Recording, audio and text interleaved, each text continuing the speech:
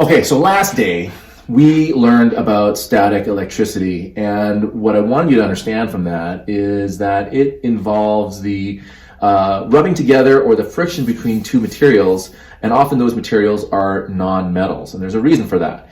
But when we rub these materials together, we get this transfer of charge. Now, the charge that we're talking about is a negative charge, and these negative charges get transferred from one object to another object.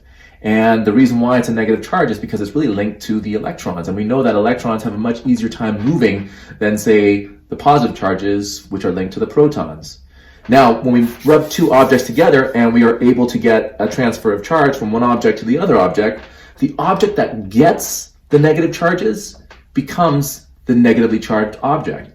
The object that lost the negative charges becomes a positively charged object. So what we end up with in the result of creating a static charge between two objects, we end up with a negatively charged object and a positively charged object. Now, the thing is that this is static electricity. So once that charge has accumulated on these objects, those charges do not really move. They stay either on the surface or as part of that object. And not until we give it a path to, say, the ground, or we give it a chance to discharge, do we lose that charge. But really, if we don't do anything to it, the charges just stay put on those objects, and that's why we call it a static charge. It doesn't move. Now, there are some laws here that we had to remember. We had to remember that a positively charged object and a negatively charged object are going to be attracted to each other. If we have a positively charged object and another positively charged object getting close to each other, they're going to repel. Same thing with a negatively charged object getting close to another negatively charged object, they are also going to repel. But a charged object, whether it's positive or a negatively charged object, if a charged object comes close to a neutral object, those are also going to be attracted. So those were some of the rules that we looked at last day when it came to static charge. Today's topic is all about current electricity. And we're going to take a look at what current electricity is all about. Now, the thing about current electricity is we are still talking about charges here. And in fact, we are talking about negative charges and specifically electrons. But we're talking about electrons and what they do within substances that are metals.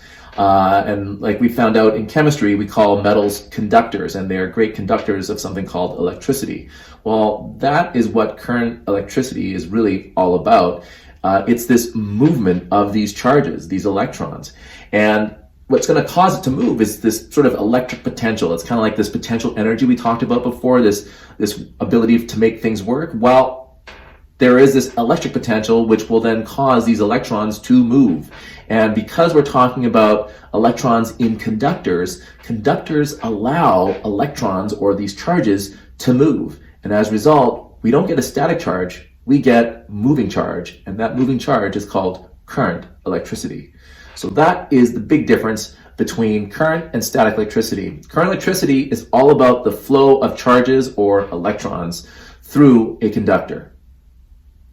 So just like we had laws of charge regarding static electricity, we have certain rules that current electricity will follow. And it's important for us to understand this because it's going to make sense when we start getting into circuits and building circuits. For example, current will not flow through a path that is incomplete.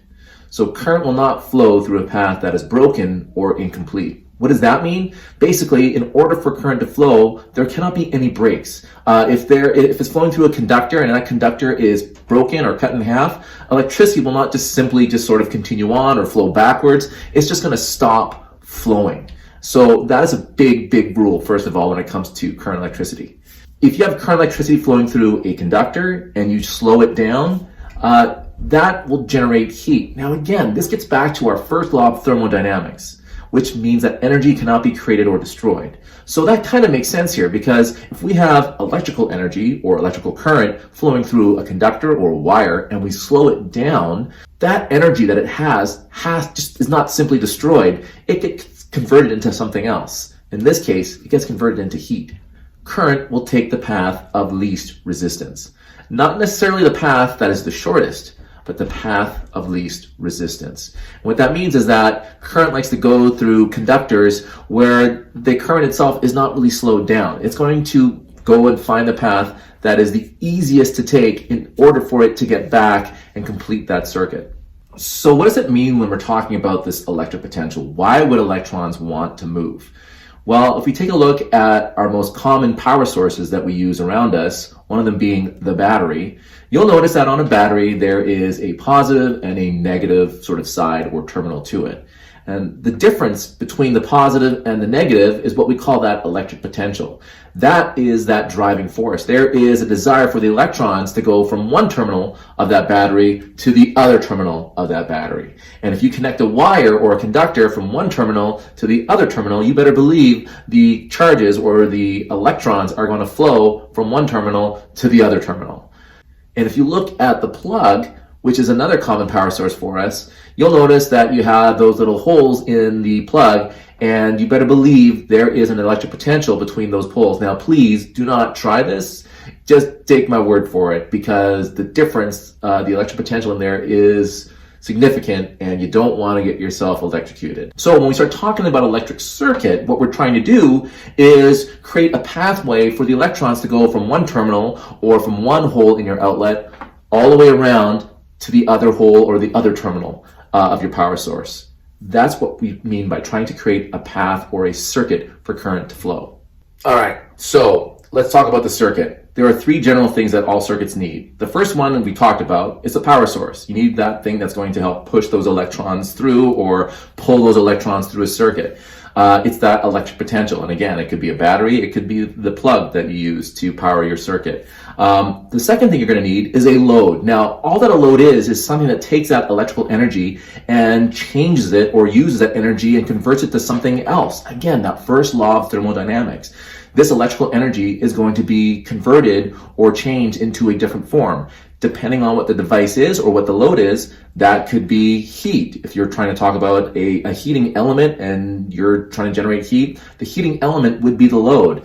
Now, if you're talking about a fan, the fan, that motor that turns the blades, that would be the load. And again, you're taking that electrical energy and converting it into this motion or kinetic energy.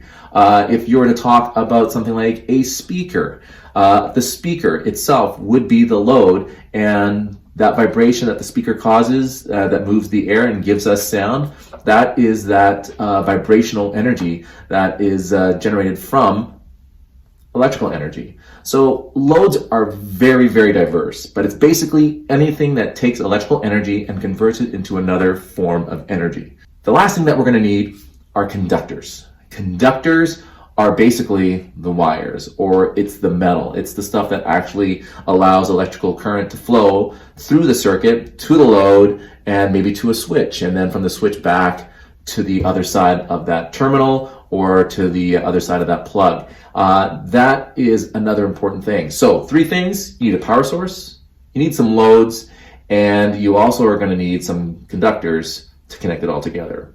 Now, while we are on this topic of conductors, we've been looking at metals, because metals are great conductors. And that brings us back to the periodic table, because we looked at non-metals really when it came to stuff like static electricity. And now when it comes to current electricity, we're looking at stuff like metals because they're great conductors. But what about the metalloids? Well, one special metalloid is silicon. And silicon is a very important element when it comes to especially computer circuitry, because it has the ability to behave kind of like a non-metal and prevent the flow or the movement of charges. But also it has the ability to allow for a little bit of electron flow.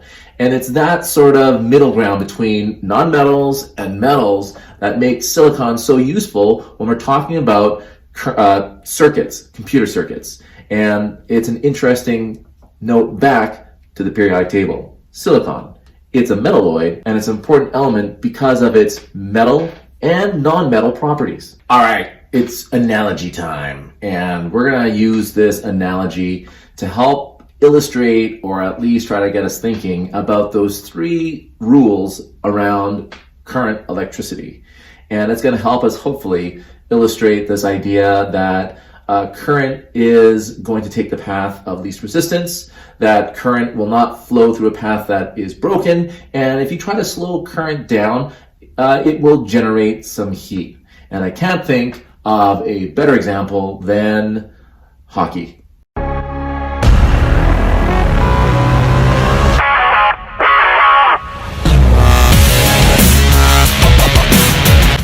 if we're going to use hockey as our analogy here for the rules of current flow, let's think of the stick as being sort of the terminal where the electrons or those negative charges are found.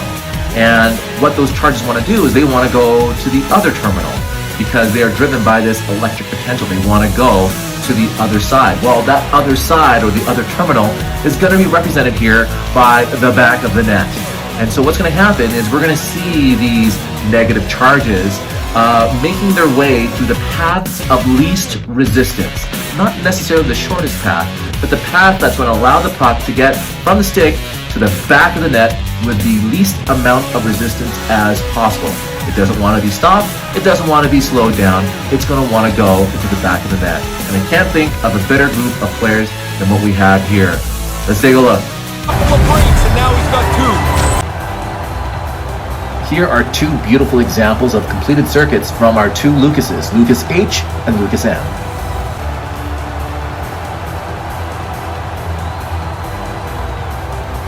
Multiple times in the game. This has been a terrific night for him. Goal right there. This example here shows Lucas, Cole, and Piper completing the circuit from the stick to the back of the net. In this example, Kate proves that you can see electric current, it's just too fast.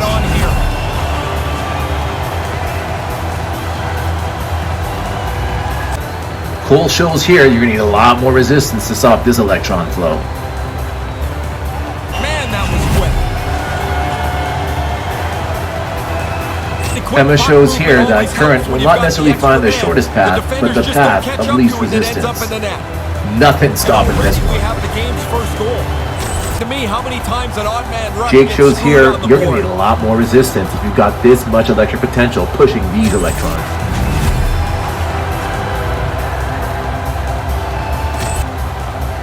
Theo shows here the less resistance, the greater the current. You don't get many of these Richie shows odd-man here that rushes in the electrical game, energy so is when nothing you more do than get energy one, you and better the ability take to do advantage work. of it. And boy, does it ever work Terrific here. night for him. Malcolm shows here he's got more than enough electric potential to push through this little bit of resistance. And goes in.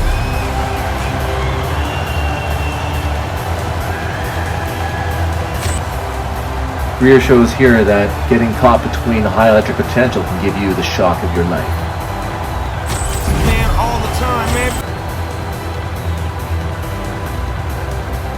The conduction between Greer and Cole results in the puck being in the back of the net.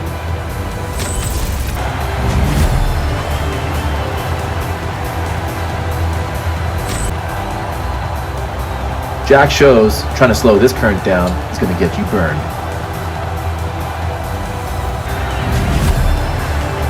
He's gonna look up Owen shows here that high electric potential is also known as high voltage. spot where the puck is. Here Victoria shows us that sometimes the pathway of least resistance is the shortest path.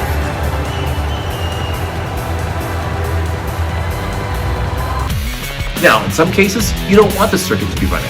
In that case, you want to stop the current flow, and you want to stop this. Well, thank goodness we've got some folks that can do a pretty darn good job of slowing down and downright stopping the flow of electrons, or in this case, the pucks. Here come the goalies. Let's go. Zach shows here, you want to stop the circuit? Stop the electron flow. Particular stress, the need to stay out of the box. He wants his And the traffic jam in front blocks the shot. And another stop. had to. Takes the feed. And a beautiful stop by the glove. We're excited about Here, it. You hear the Deannon chatter shows on the no benches pathways between are the players. complete. They want to get going. They're nervous to start. Oh, what a stop. Jack scooped up the... Shoots it. Oh, what a glove save. In the benches at ringside. Liam Ray, how shows do here see that if this you one break the playing out circuit, tonight? you break the I current made a flow. living on In the this power case, play. I look this at two current's not teams going that really anywhere. can score. Gives them nothing in front. At the other end. Here's a shot. And he makes the save. I hope you enjoyed those highlights. That's enough for me. Let's take you back to the lesson. All right, so this is what you're going to do next. You're going to get a chance to play with a little bit of a circuit builder simulator and start to get your hands wet with some of the basics around circuit building and hopefully apply what you've learned here in this lesson to this simulator. Here we go. All right, so when you get to here, when you click on the link in Google Classroom, it's going to take you to this simulator. When you get to here, I need you to click on Intro. That's the mode that I want you to deal with first. Now, what you're going to see here is these are all your supplies here, and you can actually scroll down and see all of those things there that you can use to build your circuits. Over here, you're going to see a voltmeter, ammeter. Let's not worry about that just yet. We'll get into that a little bit later in later lessons. But what you're going to do is you're just going to use these things here to build circuits, and just follow along that sheet that I've posted up in Google Classroom. That'll help you out and give you the instructions of what I want you to do. But in terms of using this simulator, you can see I can just sort of drag things around. I can take this, and this is meant as a wire. This is like a conductor here. And then I can sort of connect things together, and I can angle them out, bend them like that, and then sort of build things out here. It's really just a drag and drop. If I want to move the battery, I can sort of angle it like that, and I'm just sort of clicking and dragging these components around. Now, if I ever wanted to sort of break something apart because I didn't like the connection, or I want to add something in there, you can see that when I click on these sort of connectors here, I can hit the scissors, and that will just sort of break it apart, and I can sort of reconfigure stuff and reconnect it if I want to. All right, but it really is sort of a drag and drop. If you don't want to have something on there, just click on that thing there and hit the trash can. Same thing with this. I can then hit the trash can there, and I can delete items out of my circuit if I don't want them in there anymore. You'll also notice too, for certain components such as the battery or the light bulb, all right, you'll see that in order to properly connect them, you need to make sure that the wires are actually connecting into their circles. Sometimes you can actually accidentally sort of overlap them, so they're not really connected, even though they may look connected. So you're looking to see that sort of black dotted line circle. That indicates that that connection has been made, whereas these ones here have red circles. That means that the connection is not yet made. And when you click on these sort of devices here, this is a load here, and this is one of the power sources here, you can see that you also have access to different controls. That's going to be something that you need to look at for some of these questions on this sheet. So just to let you know that those are there just by simply clicking on these items. And that's it. That's how you use the simulator. And if you're ever stuck, or you just want to set something back to a clear screen, just click on this reset button, and that'll take you right back to the beginning. All right, good luck.